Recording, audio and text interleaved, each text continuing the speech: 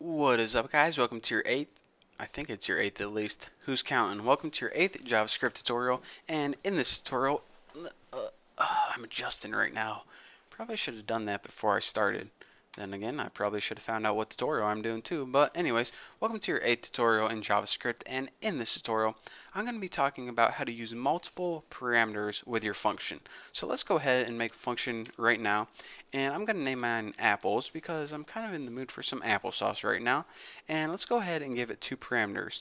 In order to give it two parameters, inside your parentheses, instead of just writing the name of one variable, you write the name of however many variables you need, separated with a comma.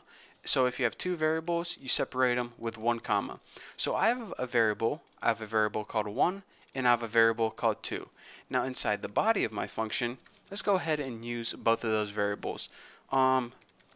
Document write. We'll just go ahead and write something like 1 is better than, and actually need some spaces, is better than add 2. So now you can see that this is where I taught you guys how to add strings to variables. This is one instance where it would come in handy. And another cool thing that I didn't teach you guys yet, but anytime you add a string of a HTML tag or XHTML tag, it actually will treat that not as text, but actually treat that as the tag itself. So whenever it comes across this right here, it's actually going to break, aka move you to the next line. So that's a neat little trick that you guys might want to remember. So anyways, we have a function called apples. So now let's go ahead and actually call or use this function.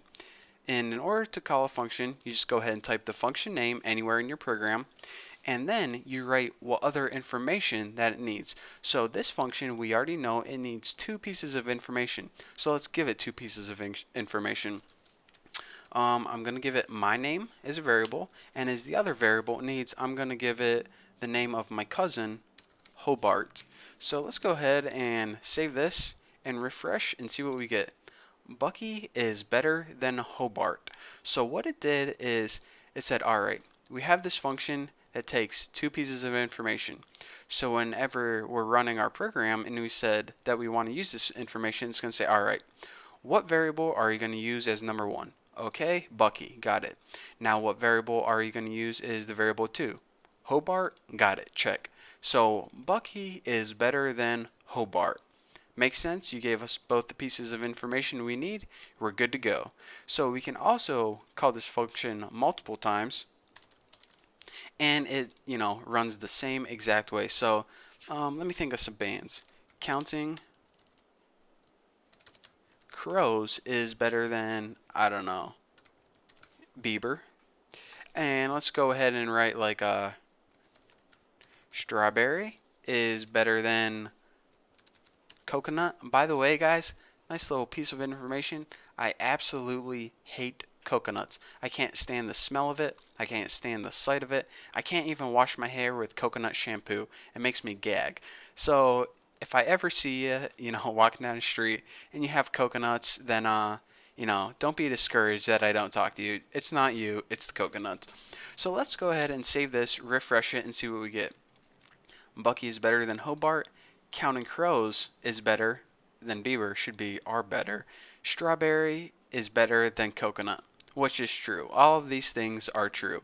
So anyways, back to our program. What it did is it substituted the first one for 1 and the second one for 2, and then inside our function it just substituted those variables for whatever we had out here. And again, these are called the parameters, and whenever we're giving this information or substituting it, it's called passing information into your parameters. So again, if you're watching these tutorials because you were taking a JavaScript class at school and you couldn't understand your teacher, that's the questions that they're going to ask on the test, and that's the information that you need to know. Parameters, passing it in. So there you go. But if you're just watching this, then don't even worry about it. As long as your program works, you're good to go. So thank you guys for watching. Don't forget to subscribe. Don't forget to check out my website, my other videos, and don't forget to check me out if you see me on the street. So yeah, I guess I'll see you next tutorial.